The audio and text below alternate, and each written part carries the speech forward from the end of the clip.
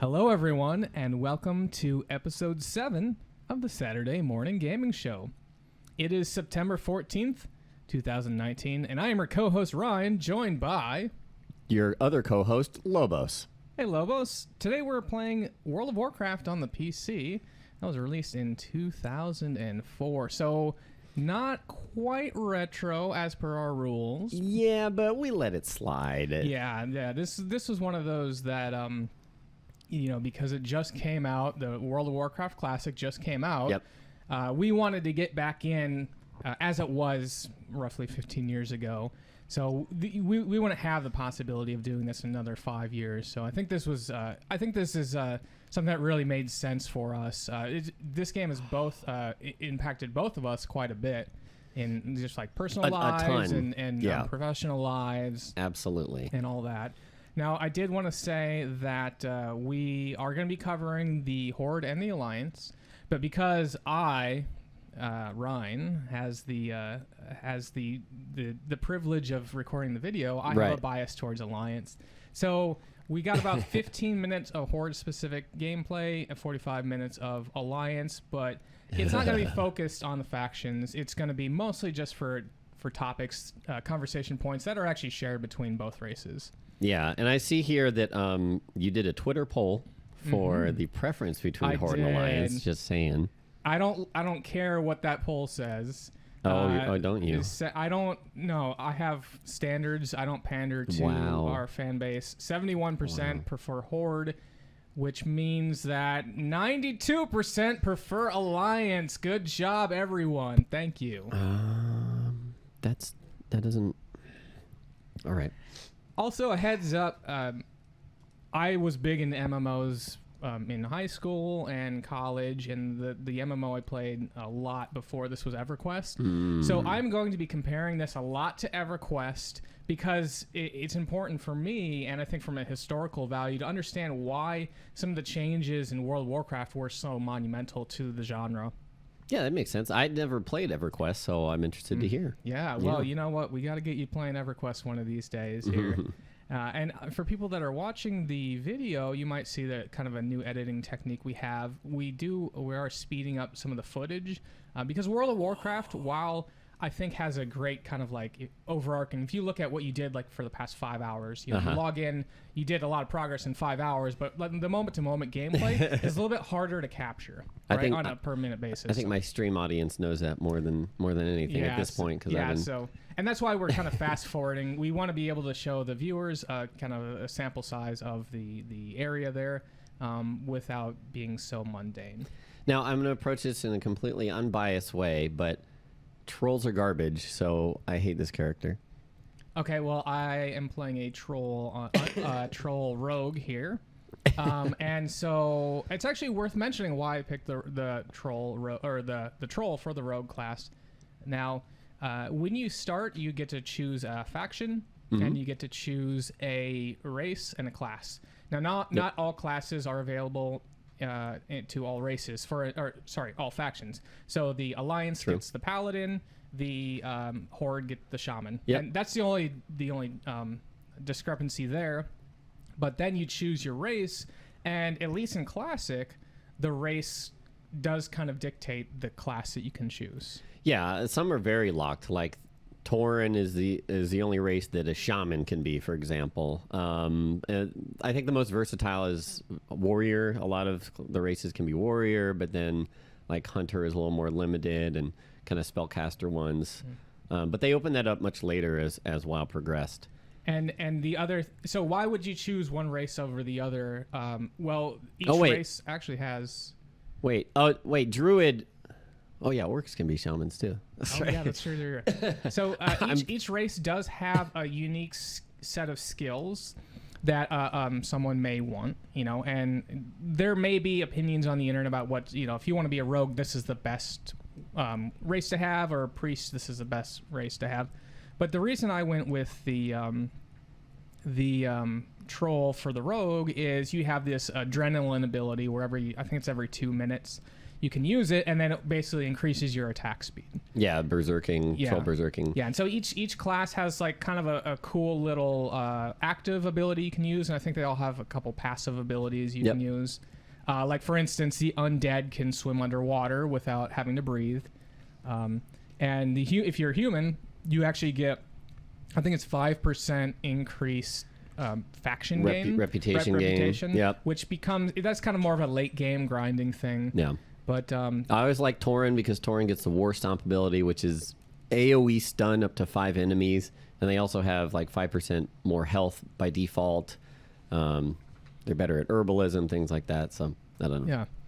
So let's get into actually jumping into the game. So when you start, every race has a little cutscene, and it kind of it's not really a cutscene, it's an in-game cinematic. Right. And it's flying through the world.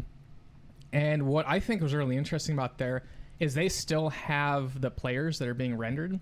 So it's not like a pre-rendered thing, which is, I think, really cool, because depending on how things line up, you can see just people wandering around in the world. Makes it feel very live and very definitely. cool. And then almost immediately they throw you into combat if you want. So basically, almost every faction has...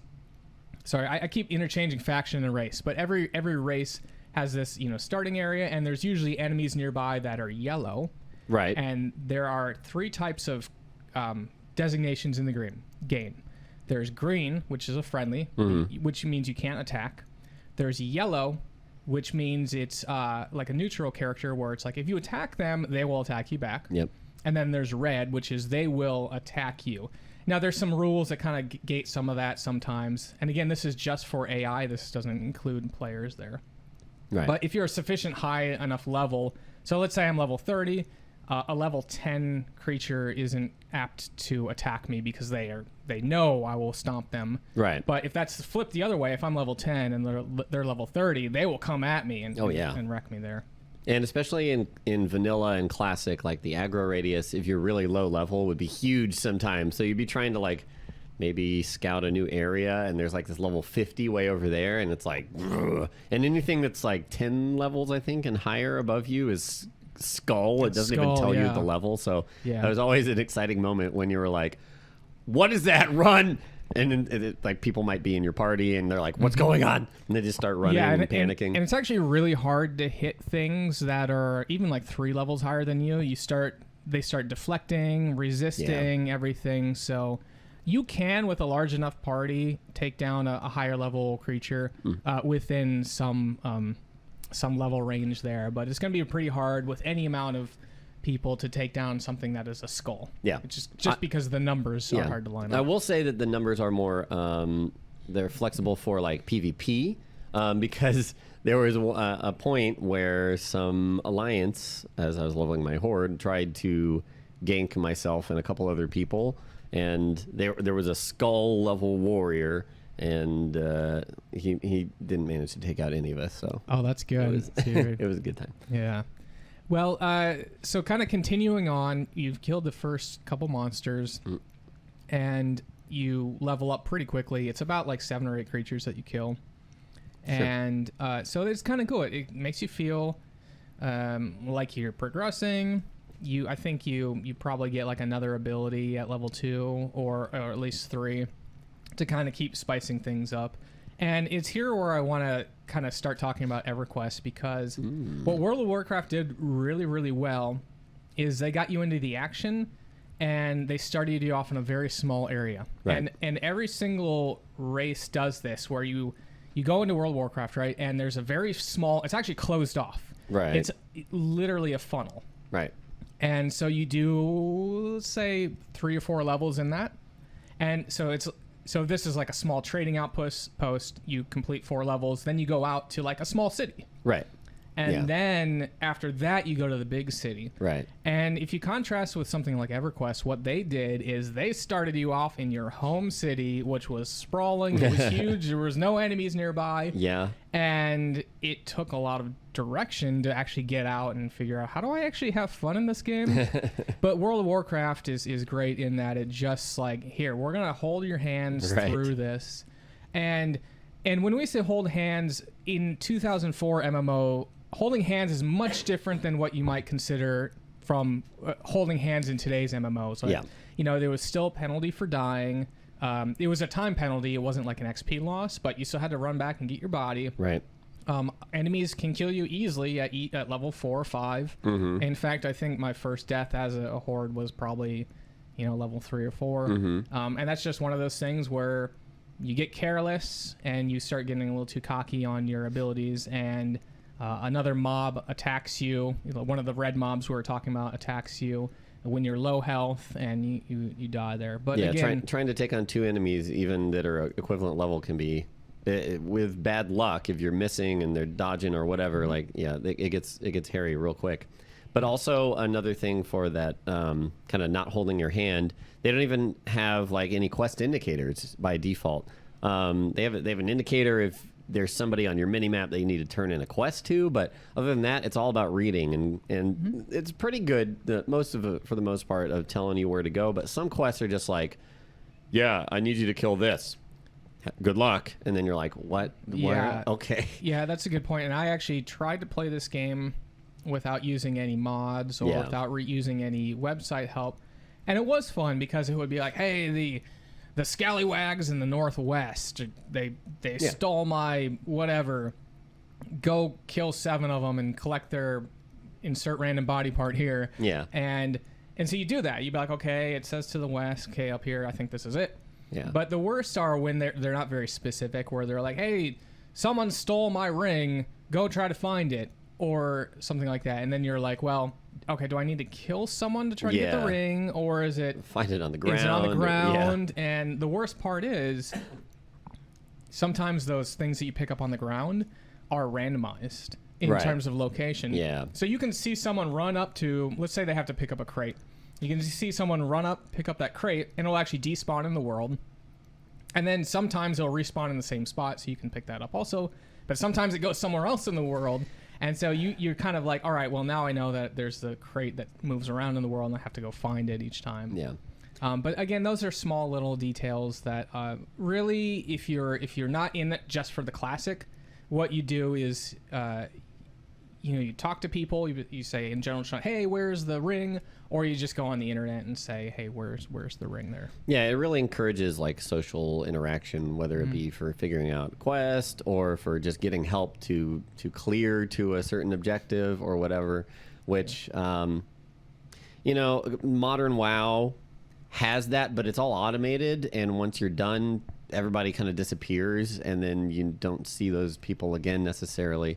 And I mean, we can talk about it a bit more in depth, but the route that WoW has gone these days, like, it's understandable with the requirements for the MMO to stay like seemingly populated and not reduce wait times for everything you're trying to do. But at the same time, it takes away from this personal feeling when everybody that you play with is always on the same server, and you're going to see them constantly while you're leveling, and then at max level in all the battlegrounds and all that stuff. Yeah, I'm glad you brought that up, because I wanted to talk a little bit about this. Is these I call them micro friction points in this, and so you and I both have experience on the back end of an MMO, so we understand the sort of business realities of anytime you have a micro friction point. That's anything between, I can't get a group to do this dungeon. Right.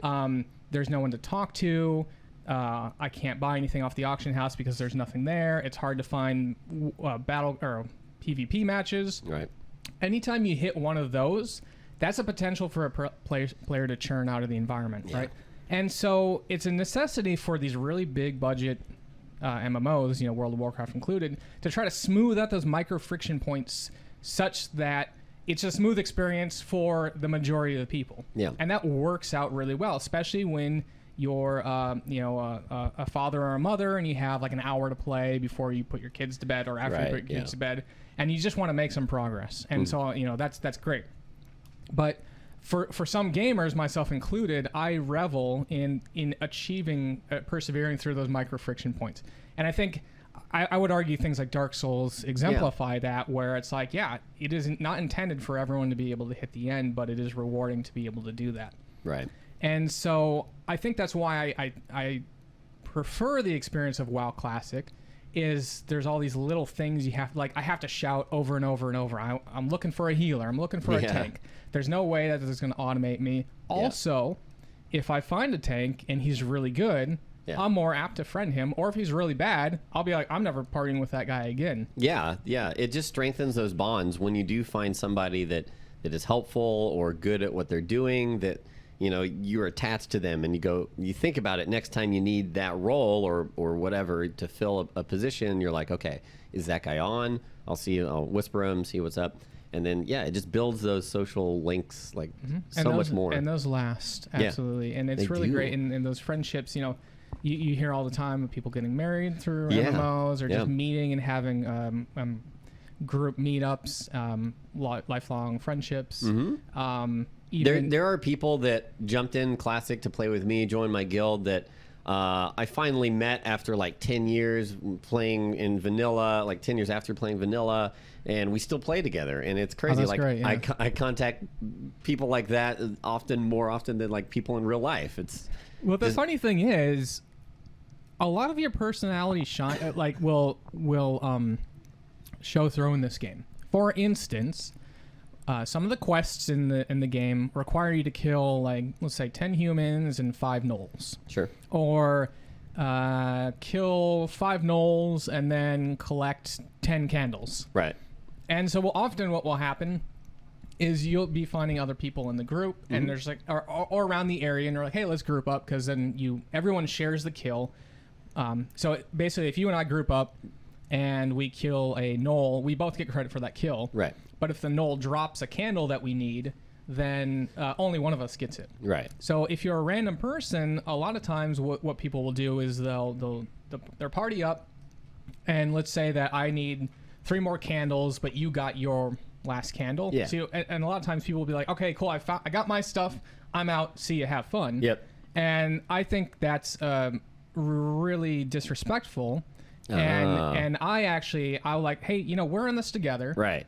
I'm going to help you because you helped me. And and because it's sort of a random drop chance, it's like I could get all my 10 candles, you could get none, and that feels real bad for you. And just leave. So I'm the type of person that I'm like, hey, we're going to do this together. I'm going to see the thing through. Yeah. And I think that sort of, when you get people like that, you're like, hey, this is a good person.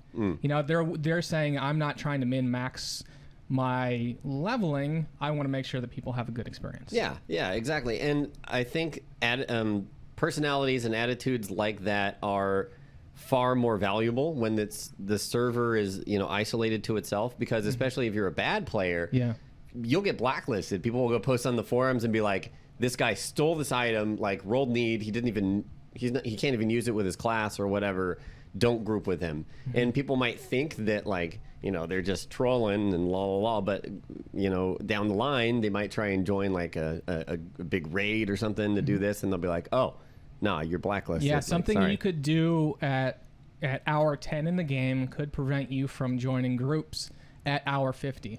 Yep. So it's one of these things where you really have to be cognizant of how you are as a person and not just a faceless avatar, which again I really enjoy. I like the MMOs because of that strong sense of community there.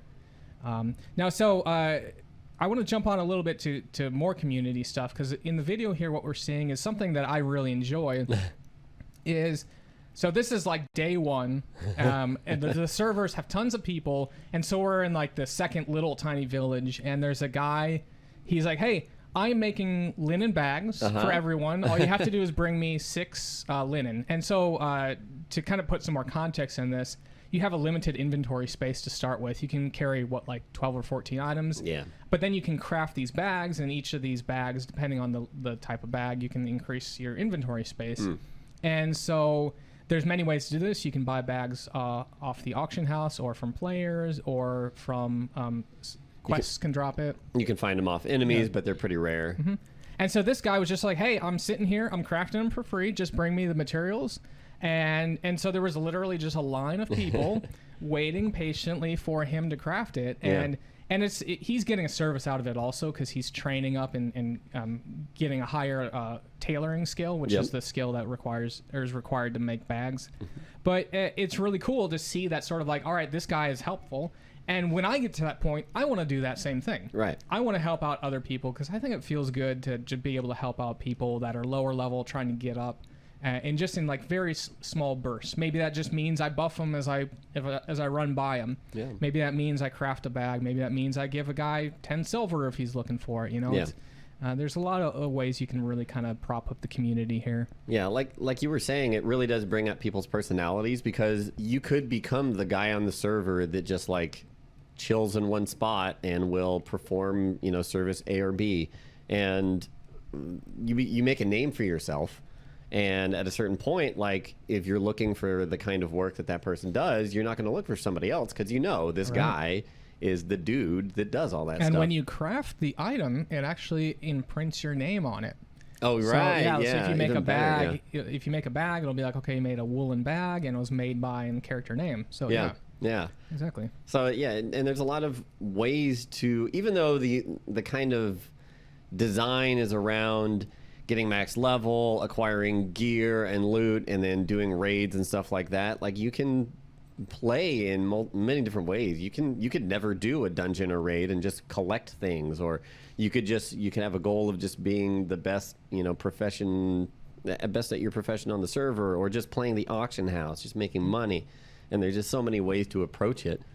Yeah, that's a good point. There are a bunch of different ways to sort of progress through this game, including XP. Ultimately, you do want to hit level 60, but there are different ways of getting XP. You can just kill monsters. You can do quests. You can do a combination of those. You even get XP for exploration, although it's very small.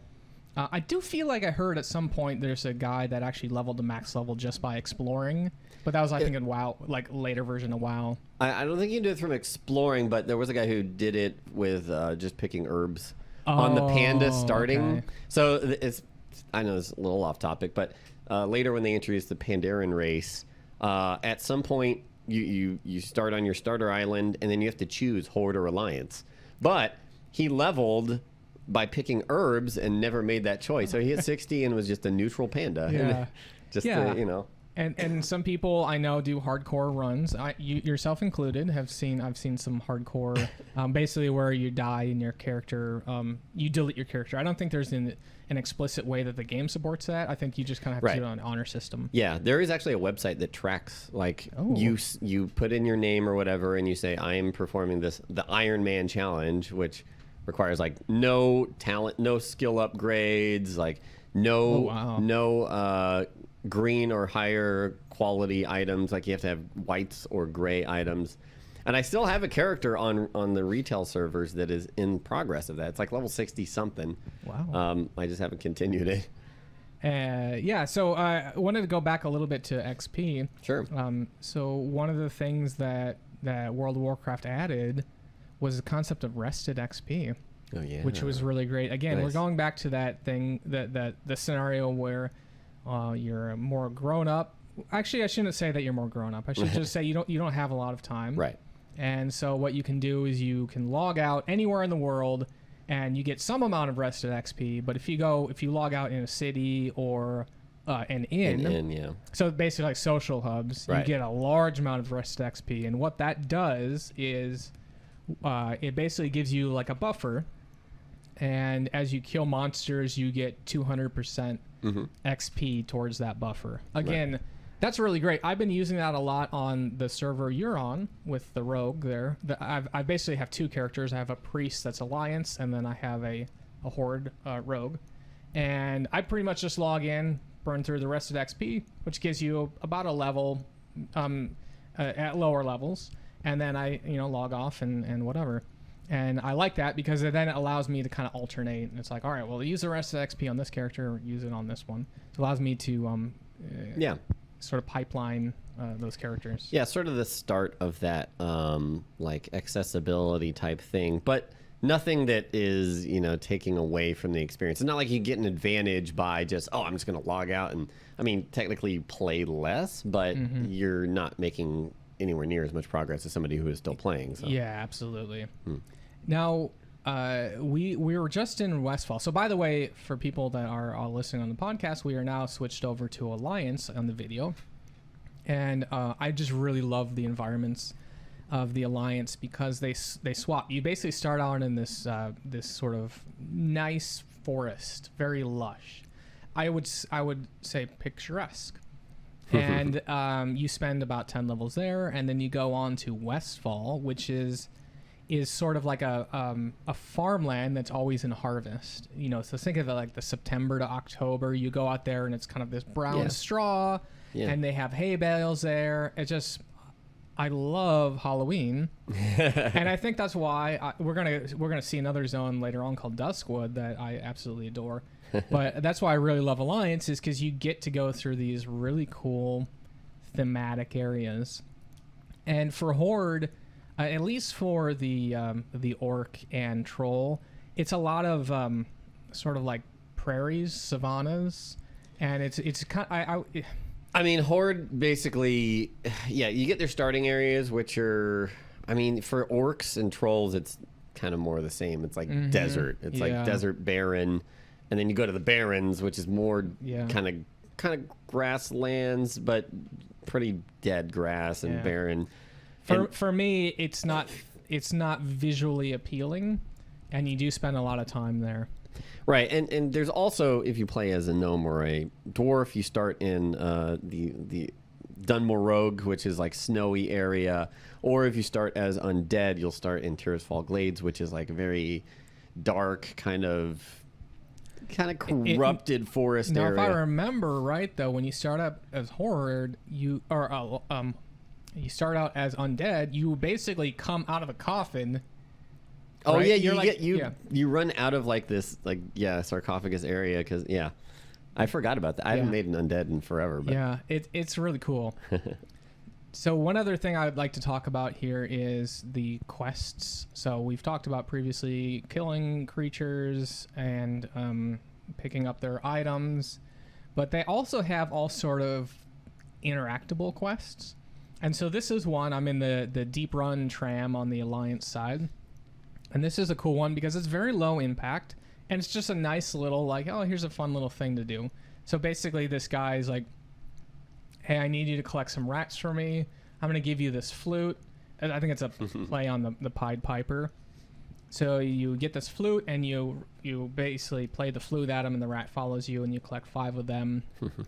And then you go back, and there's really nothing other than that. Right. But you don't get a lot of rewards for it, but you do get some sort of rewards. But at the same time, these type of things are actually kind of difficult to implement if you think about it in an MMO. Because essentially what you're doing is you're collecting a rat. Sure. But MMOs are somewhat transient in nature in that, like, let's say you have 4 out of 5 rats captured. What happens if I log off? What happens if I leave the area? Yeah. What happens if I delete the, so there's all these little things where these quests, while seemingly are very simple in nature, there's considerable amount of stuff on the back end to actually support, like, all the different scenarios that could happen to a player that may not actually exist midway through the quest. Sure. And so those type of things are really kind of interesting to look at. And it's like they beyond the simple things of just killing 10 monsters or whatever, they have some of these collection quests where sometimes you're collecting rats, sometimes you're collecting other boxes or whatever, and then turning those in. Yeah. And it's also worth noting, going back to EverQuest, quests existed in EverQuest, but they were kind of hidden. A lot of them was basically like you'd have to know what an NPC was looking for. So basically you go up to an EverQuest, you'd say, "Hail, Bob," and Bob would say, "Oh, I've got a quest for you," and then you can type in, what's the quest, and he can tell you, "Oh, go get 10 of these things." Okay. There's no tracker. You don't. There's no way to remember that other than write that down, and then you go over and you literally give him those 10 things, and there was no real acknowledgement that you were giving him because of the quest. Right. Right. You could give him 9 things, or you could give him 10 of the wrong things, and he'd still take them. Right. And so questing, Damn it, Bob. so questing in EverQuest was very rudimentary, and in World of Warcraft really had this, really refined quest system where it was like, no, you can only give these 10 items when you have those 10 items, and then you get rewarded. And it's very clear, like when your quest is ready to be completed, there's a question mark saying, hey, he's ready to complete the quest. A question mark over his head. Right. It says, hey, turn in the quest here. Yeah. So, again, big strides from EverQuest, which, by the way, EverQuest was released in 1999, so just 5 years difference between those two games. And this just, took EverQuest and they kind of, ironed out a lot of the big issues and streamlined a lot of the experience. Yeah, I think like 5 years probably is how long they spent making the game, right? Like maybe 5 to 7 years, I'm not sure. But clearly a lot of it was modeled after EverQuest. Mm-hmm. They wanted to do their own take on an MMO. Excuse me. Are you okay over there? I think so. Okay. I think so. They had a bunch of very popular IPs, StarCraft, Warcraft, Diablo at this point, and they just wanted to do something bigger, and WoW is what came from it. Good point. And like you said, they modeled this off of EverQuest, and we know that for a fact because a lot of high-ranking Blizzard employees had a very powerful guild in EverQuest called Legacy of Steel. And so I think it was Rob Pardo was one of the people. Jeff Kaplan, although he wasn't working at Blizzard at the time, Jeff Kaplan was came on board to help World of Warcraft after being in one of the best guilds in EverQuest called Legacy of Steel. And there's little references like Diablo 3 will have a shop called Legacy of Steel. And I think actually even World of Warcraft has a shop called Legacy of Steel or something like that. Nice. It's kind of referencing that. So yeah, a lot of real passion for MMOs and EverQuest came into World of Warcraft. And you can definitely see the things that they made, they improved, like, for example, the Griffins. Being able to, there's still a lot of traveling from point A to point B, but once you get there, you can, many times each zone has a Griffin point, which acts as almost like, it's not really a fast travel because you still have to ride the Griffin from point to point, but faster travel, and you can basically jump on the Griffin and kind of go make a sandwich, and he'll be there in 3 or 4 minutes there. And so that was a huge quality of life improvement there. Now, we're getting to, where are we? I forget the name of this zone here, but it's it's like the 3rd or 4th zone you go to as an alliance. And Loch Modan, that's what it's called. Loch Modan, yeah. And so we're starting to get to the point where they're going to do a lot more things where you go get a quest, and it says go kill 10 of these guys, and you go back and you're like, all right, sir, I killed the 10 guys you wanted me to. The guy's like, great, go kill 15 of these other guys that are right back where you were. And then you're like, okay, cool. I'm going to do that. And you go back. And then he's like, all right, are you ready for this one? You're going to go back there, but next time you're going to kill 20 guys and the big boss guy. Big boy, yeah. Big boy. So they kind of get a lot of reuse out of their content here. Yeah, and part of that I feel like is narrative, right? You'll start in an area and they'll be like, hey, there's these pesky like kobolds, and you go and you take out the kobolds, and then you go back and they're like, well, they're still messing around with our stuff. There's got to be another nest of them over here, and then you go over there and then they're like, well, we found the leader, and take out the leader, and then all's good. And then to do that you complete the quest, and then they're like, thank you, and they give you a reward, and you're like, okay, cool, I get. There were steps in that storyline, and I completed it, and I feel good. I feel good about that. That's a great segue because we're going to talk about how that storyline progresses for the Alliance, at least. Oh. So early on in the very first starting areas, you hear about this I guess kind of like a pirate gang called the Defias. Ah, yes. And they're a bunch of rogues who are just causing trouble, and a bunch of bandits. And you actually are killing Defias all the way from Elwyn, which is the first area, to Westfall, which is the second area. And then you finally get to go raid the Defias group in the Alliance's first dungeon called the Dead Mines. And this is really cool because this arc continues, and actually it even goes past this. So once you kill the Defias leader, his name is Van Cleef.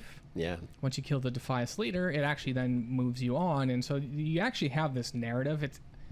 there is a narrative there. I think it's kind of loose, and if you were looking for like a really strong story, it's not that. Right. But at least you have this narrative throughput where it's like you can see the progression and who's working for who, and how this all ties into your adventures through Azeroth there.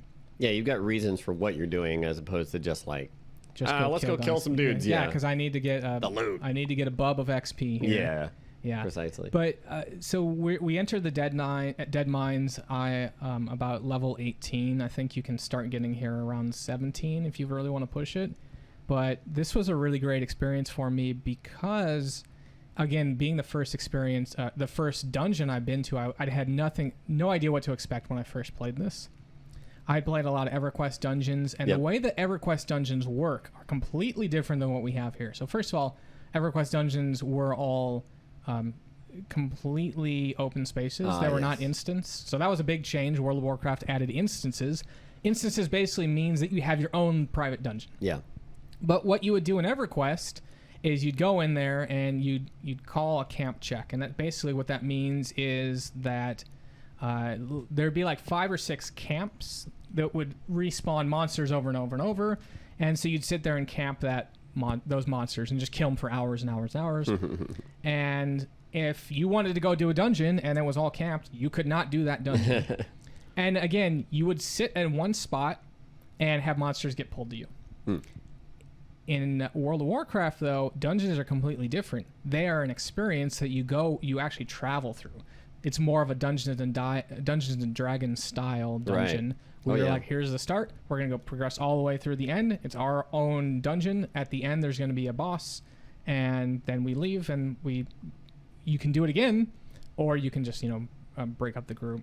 Right. And there are, I think in the Dead Mines, there's like 3 or 4 bosses. Sure.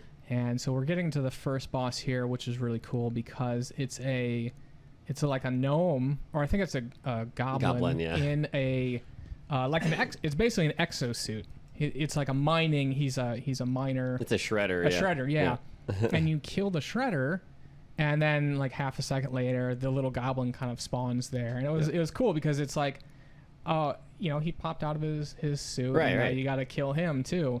And so that was a cool little mechanic, whereas like this was a scripted thing. And that's what we see more and more of in these dungeons is these scripted encounters. And, kind of going way into the future when you talk about raiding, things like Onyxia, which is a big dragon, and then Molten Core, which has like 6 or 7 big bosses. Each one of these are scripted to have a unique mechanic that you have to learn as a group. Yep. And again, it's a huge change because the majority of the bosses in EverQuest were tank and spanks. Gotcha. Where you just have a guy, you have a warrior. You just need the right gear and the right organization, and then you can kill the thing with time. Yes. Yeah. Yeah, and healing and damage. And whereas this is like, well, you got to know how to do this thing. Go stand in the circle, or you're going to wipe the raid. Right. So that's, again, we don't go too much into raiding in this because it is very high level, but I wanted to at least mention it. And raids in World of Warcraft were basically limited to 40 people, and you wanted every single one of them. Yeah.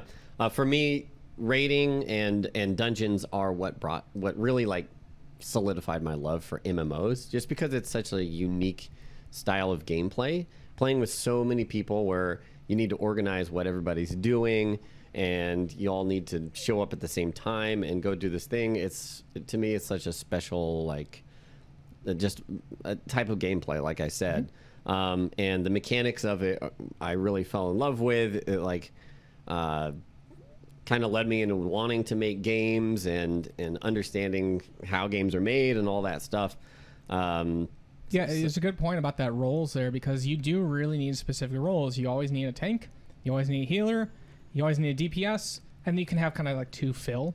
But every single group needs that, or else you're gonna have a real hard time going through. And that does go back to that real strong identity as a player. If you're known as like a really great tank, or a really great healer, people are going to remember you and really want to bring you in to that group there. And similarly, I think it's cool to make a name for yourself. You can make those big plays where like the party's down and out, but you keep them alive as a healer, and people are, wow, that's awesome.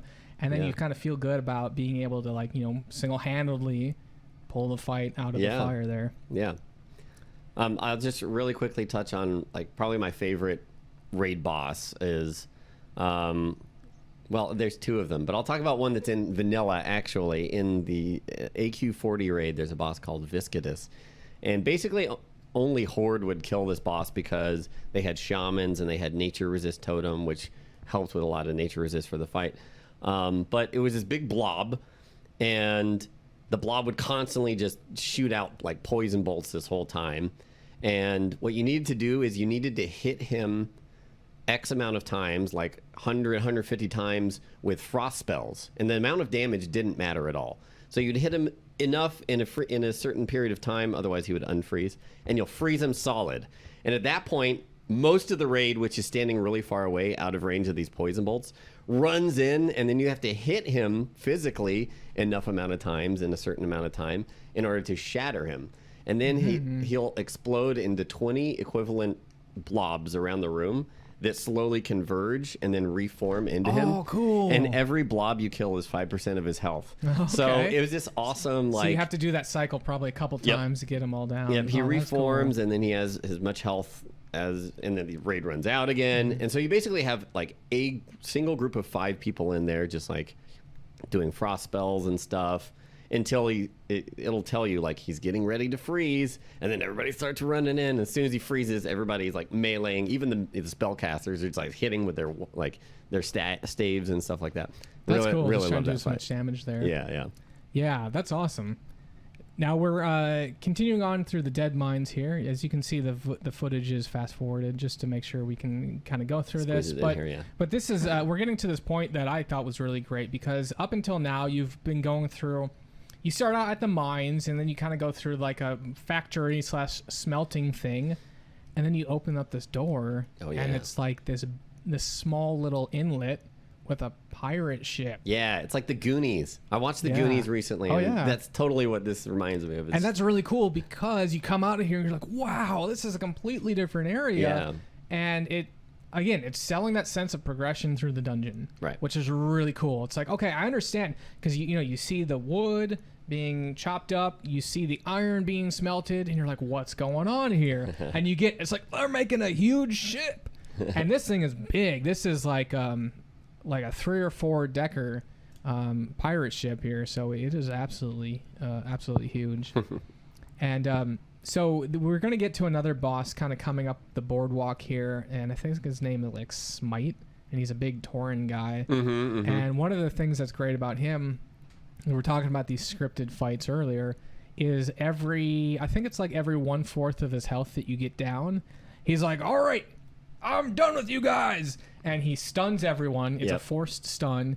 And then he picks up a new weapon. And I think the first time it's like, a bigger sword. Yeah. And then he takes like a 2-handed battle axe the second time, or some sort of progression. But that's kind of cool, because there's not much you really do other than just keep attacking him, burning him down. Right. But to see that sort of like, we're going to progress through the fight and make it more difficult. We're going to ramp it up. He's going to get more angry. Yeah. I think it was really cool just to have that experience. Again, almost every single boss, except for the last one here, Van Cleef, I think has a special mechanic with that there. Yeah, it's a very cool fight. And one thing I wanted to touch on was the fact that World of Warcraft uses a lot of like comedy, but they also have like elements that are really cool. So like you'll fight a dragon, or you'll be in this awesome pirate ship, but then you fight like the chef, and it's like this little murloc, and he's just... But they really interplay that stuff. Really well. And they go hard on the puns here. They, I remember there's a place that you go to late on in the game. I want to say it's like level 50. It's I want to say Ungurl Crater. Is that is that a level area? Yeah, that's an area. And there's something where you have to either find or kill monkeys, it's a robot. And the quest name is like Chasing Amy, but it was like, I think it's like A-ME or something like that. Yeah. So, of course, a reference of the movie there. So they do a couple of times like that. They kind of pull out some cool references. Also in Ungoro, you get Lincoln's Boomerang, like Zelda. Like, there you go. Yeah. And also so later on, you'll get a horse, a mount. Very, very hard to get in vanilla.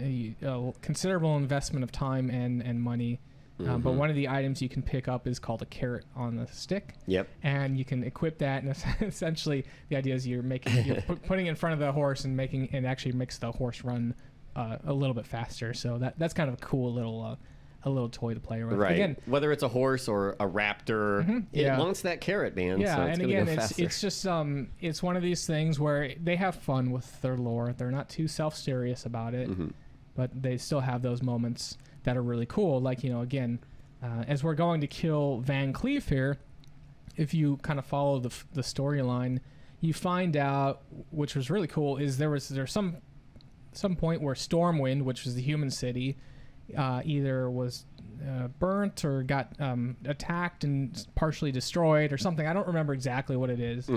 And so there were a bunch of essentially stonemasons that helped put the city back together. And when it came time to settle up the debts, the Stormwind magistrates were basically, hey, we're not going to pay you your fair due. We're just going to give you what you're worth. And so Van Cleef was very unhappy about that. And he basically formed up a gang to kind of like get back at him. And I like that because it's like Van Cleef doesn't seem like a guy that's just, he's not the mustache twirling evil person. He's like, no, you can see how he was wronged by the leaders of the human civilization.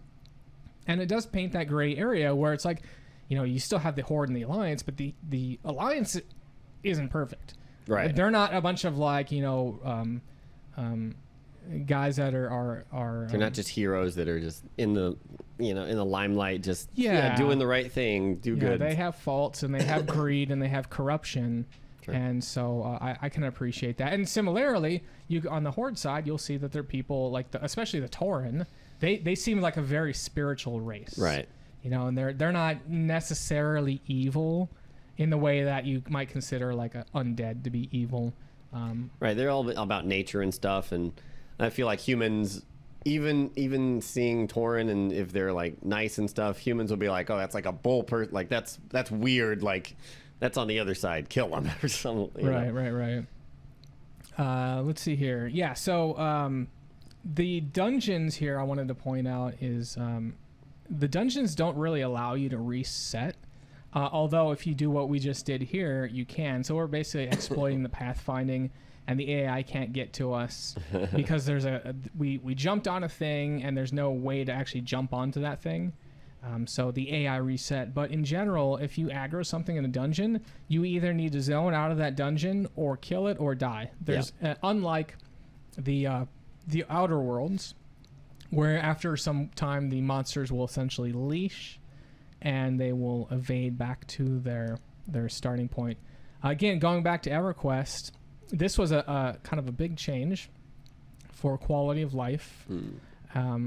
What would happen in EverQuest is if let's say that I aggroed a monster and then I came and ran next to you and then I went invisible, that monster would be like, oh, it's Lobos, I gotta kill him. And so a lot of times what you would have is what's called a train, which by the way, in this game you can do a train command where they're like, woo, woo. Right. A train of monsters, which essentially they would gather too many monsters that their party couldn't kill it. So they'd all try to run out of the dungeon in EverQuest.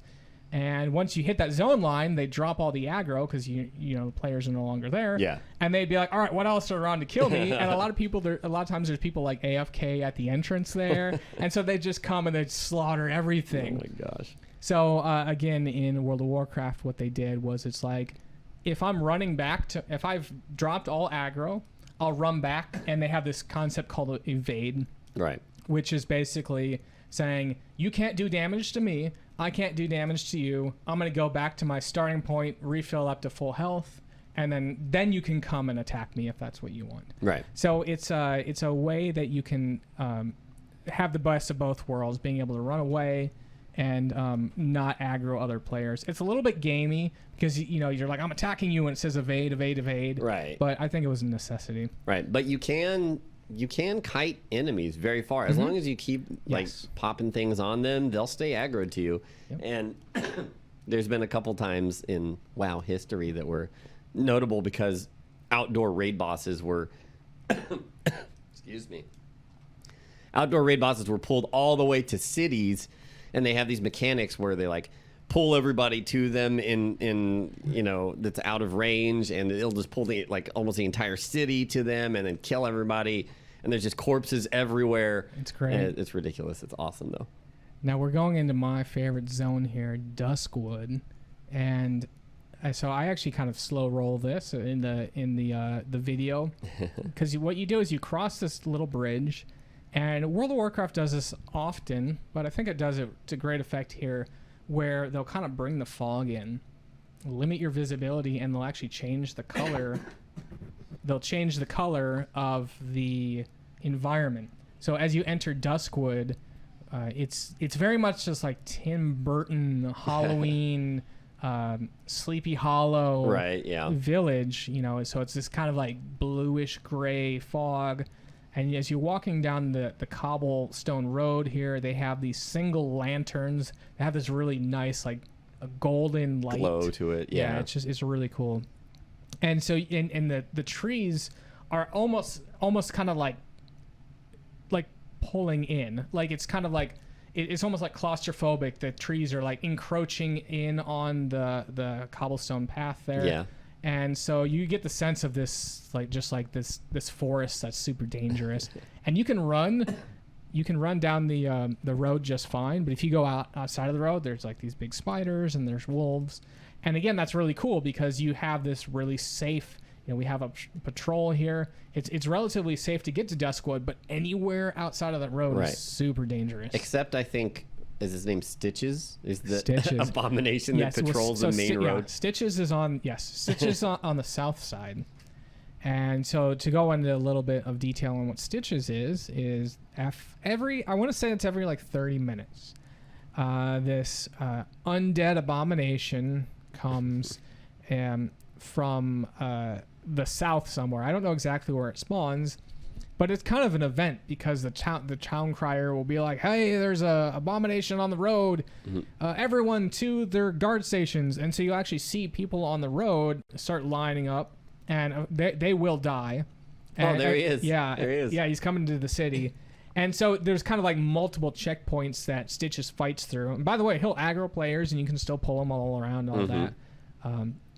And eventually they make it to the city where they've got the last stand of the Night Watch, and players can participate and continue to kill Stitches. There's no reward for it. I don't even know if he drops loot. He is like a level 35 elite creature. Elite basically means he has more hit points than more like hit points and damage than kind of normal. for a group of people. Yeah. In general. But it is kind of cool because you'll see people come in here and just kind of toss a dot here, throw some wand shots at it, hit it a couple times. I don't know that I've ever seen. I don't think it's possible for Duskwood to be overrun by Stitches. I think the AI there are pretty strong, so they kind of hold it. But yeah, they hold it. It's really cool to just see. I think this is the only zone I can think of that has any sort of periodic event like this. Oh no, that's not true.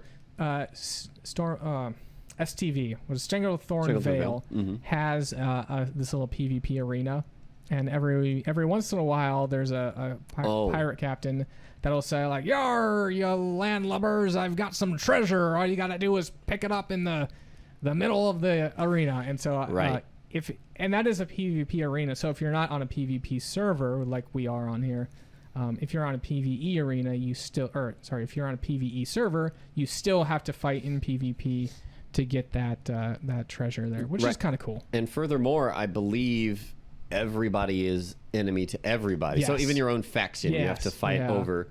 And this box in the middle takes like 10 seconds to open. So you have to make sure that you've either cleared out everybody or you're like people are distracted and you're just opening it.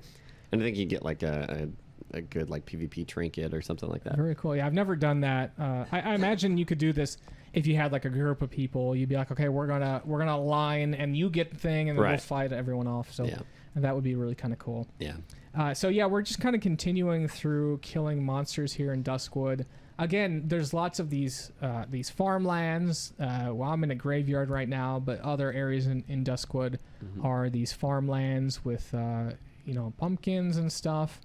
And again, you sort of learn the story about Duskwood. Is this something where evil has slowly taken over? and so it wasn't always this sort of haunted area.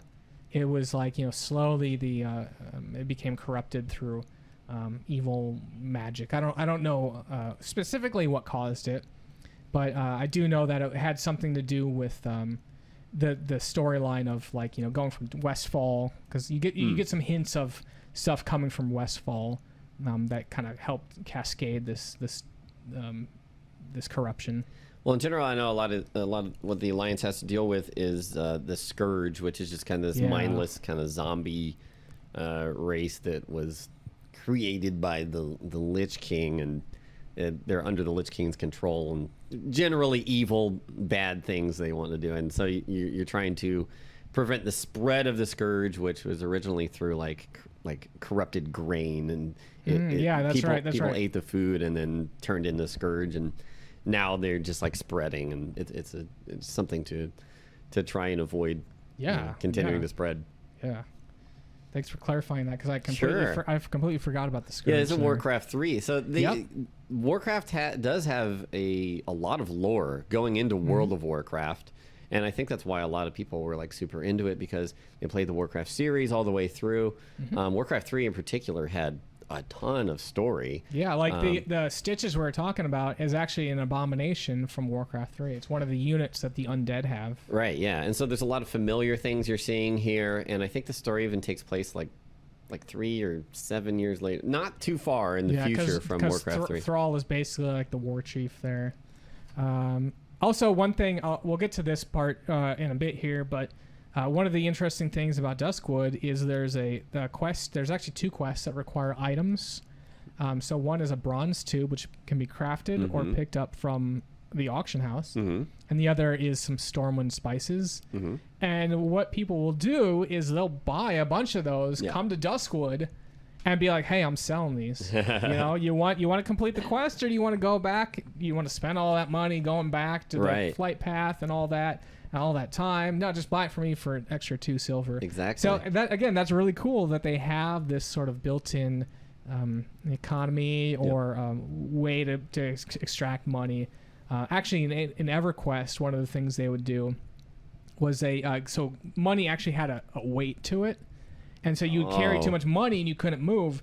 They'd have people. They would have money exchangers that would come to Zone and be like, "Hey, for 10%, I can give you." Because basically you could take your platinum, you could take your copper, which is the heaviest thing, and move it up to the silver, gold, and the platinum. Be like, hey, you want to give me your gold? Yeah. I'll give you platinum to offload you for a little bit of a cut there. So that's cool. Nice. So we're actually kind of finishing up the video here, but this is the last thing I really wanted to touch on is that sense of community and excitement.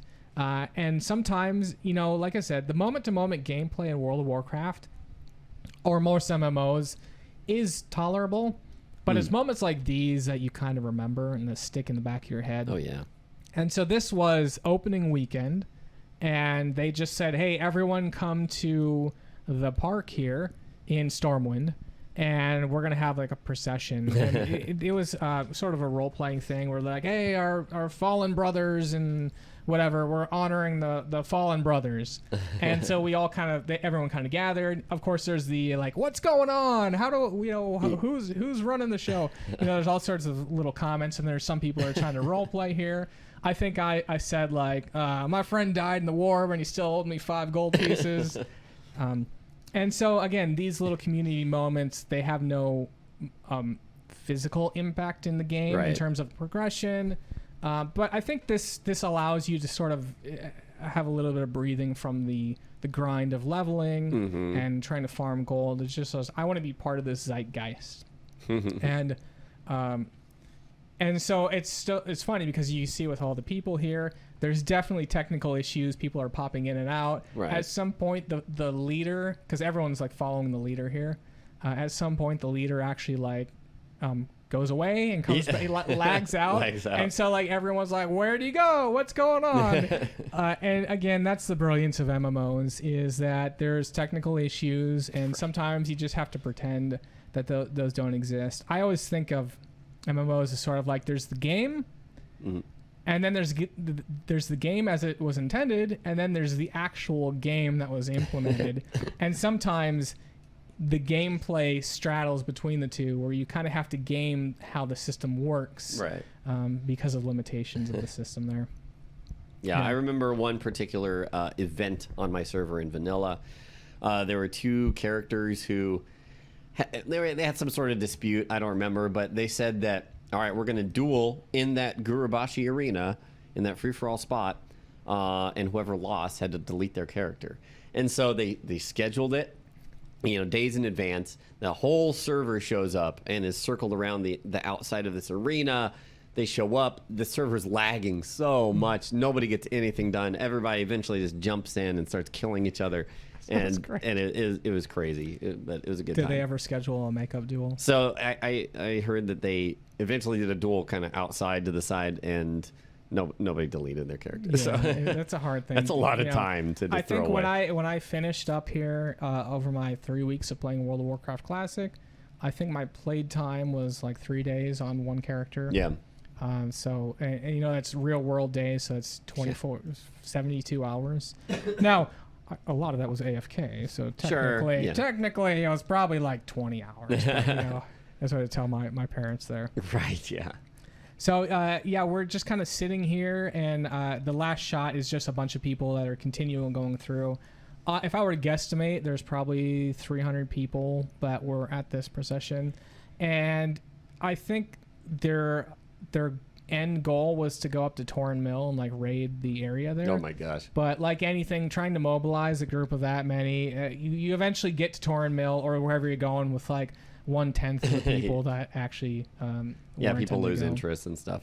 Last night on our server, they raided Thrall, the Orgrimmar city leader, and killed him. Oh wow. So he was gone. So interesting. You couldn't like turn in quests to him or anything, and everybody was like, "Oh, he's dead."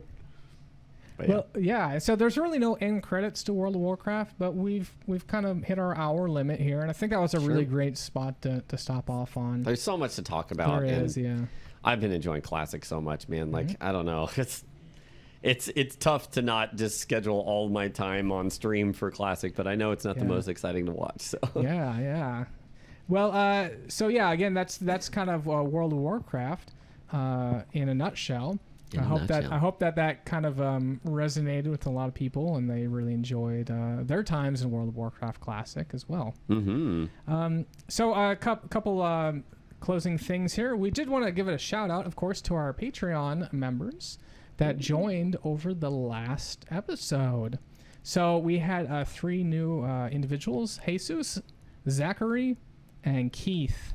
Thank you so much for your support. It was great to see you in the Discord channel chatting it up. I think we've got some real big chatters in there, which is great. Nice. It's keeping me active. Lots of really great World of Warcraft stories being told there, and some help in some of the other games there.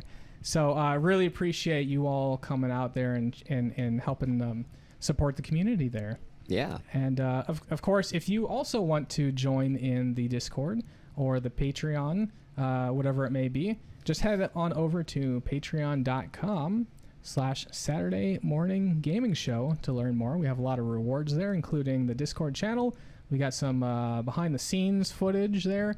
And then every week we have this little thing called Midweek Moment, where it's just Lobos or I sharing about a minute or two of some retro game experience, which I absolutely love. I think it's really cool. Yeah, tons of those to listen to. So. Yeah. So let's actually talk about the Hall of Heroes. Absolutely, yeah. The Hall of Heroes. I'll read this. Is a chance for you to flex your gaming cred. Each episode, simply play and beat whatever game we're covering. Then you take a snap of the end screen or whatever progress we designated you to make. And send it to us at our email, SaturdayMorningGamingShow@gmail.com, and we'll get you added to the list. It's just kind of like a scoreboard that we've got various. Most of the time, it's just a certain amount of points based on how long the game is to complete it. This one was it was 5 points for every 5 levels. And so all the applicants that sent in their stuff, they all got to level 20. Level 20, so they nice. all get the full 20 points there. So actually, let's cool. go ahead and let's swap over to that. Yeah, talk about the Hall of Heroes entrance for World of Warcraft Classic. The first We've got Alamaxia. Oh, let's see if we can full screen this. I don't think it's going to get much bigger, but oh, wait. Yeah, Good job. Zoom skills. So Alamaxia said, World of Warcraft is where I earned my MMO chops. I know life's my way through part-time retail work, part-time college, and full-time World of Warcraft starting out in beta. I still remember my very first raiding night. I was on standby for a solid 30 minutes before being finally called into Molten Core. That's what any good mage would do. I spent that time making water for the casters. I ended up with 40 stacks of max level water. Needless to say, I stuck around this game for over 10,000 hours and 3 expansions. Hours. It is.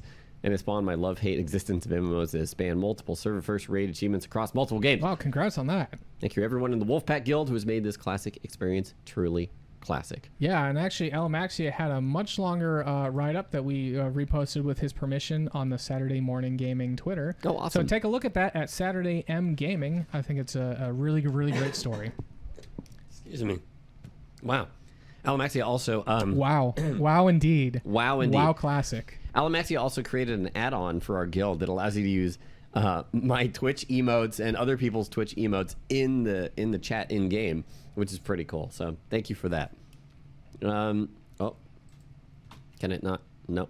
No. Next. Next. Why isn't it nexting?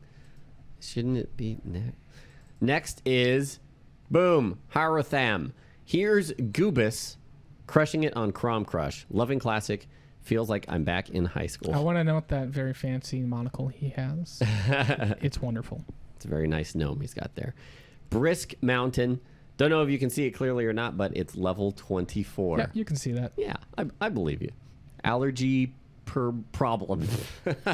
That sounds like me right now. Gaming Steiner. So many great memories came flooding back on this one. Good call. Keep up the great content. Looking forward to the next classic. And Nexstar just started listening to the podcast yesterday in the background while playing WoW. So, of course, I had to join in on this one. Just got him to 20 last night, a bit after the Shadowgate episodes. Great work, guys. Keep it up. So Nexstar is actually new, and because of the points in there, he's actually pretty high up there. So let's take a look at the rankings. Standings. Yeah, the rankings. So at 15, again, the Kyle Mack, Datasha Senpai, Splov 1, and Kyaku at 5 points. Now they are a little bit in danger of getting knocked off, so if you might want to try to get the next game done.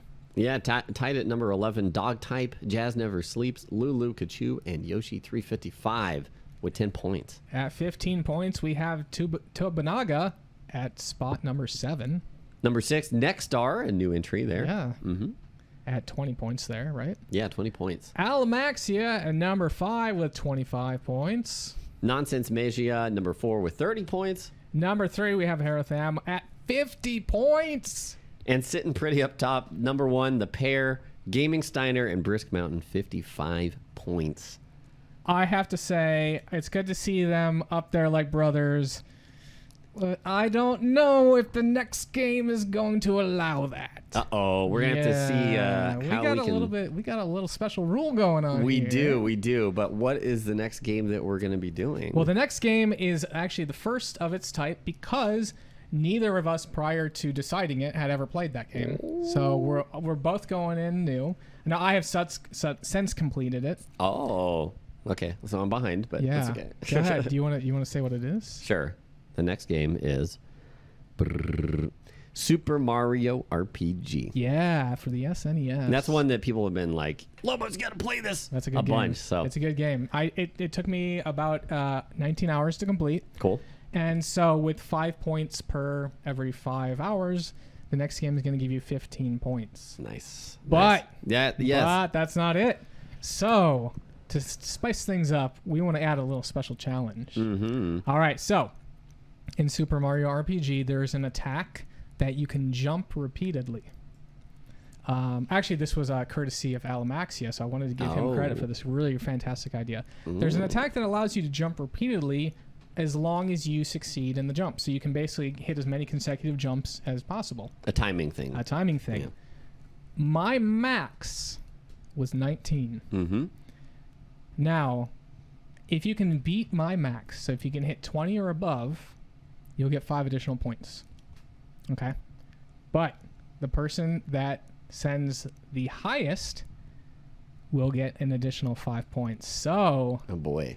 it's a possibility for either Harathan, Brisk Mountain, Game, and Skyner to secure that #1 spot. Oh man. there. Separate Yeah. them out. Or who knows, someone like Alamaxia or Nonsense Magia could come in and upset with a higher value. I mean, anything can happen. I'm really excited about this. Anything can So just to happen. confirm, 15 points for beating, 5 points for beating my jumping score, and then an additional 5 points for whoever gets the highest. So possibility of 25 points there.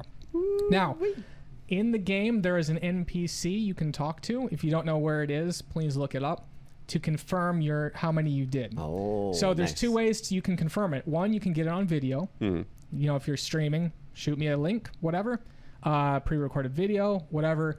Or you can go talk to this NPC and he'll say your highest jump count was this. Nice. So those are the only 2 ways that I can confirm it, is that you've sent a picture of what the NPC says, or that you actually get it on camera. So Gotcha. Cool. good luck to everyone. 19, pretty good. I don't think it was that hard to hit, but I think people. I would not be surprised if we see 40s and 50s.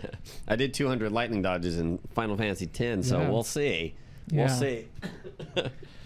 Well, sadly, we've reached the end credits of this episode, and we wanted to thank everyone for watching us on Twitch. The show airs every other weekend on twitch.com/LobosJr.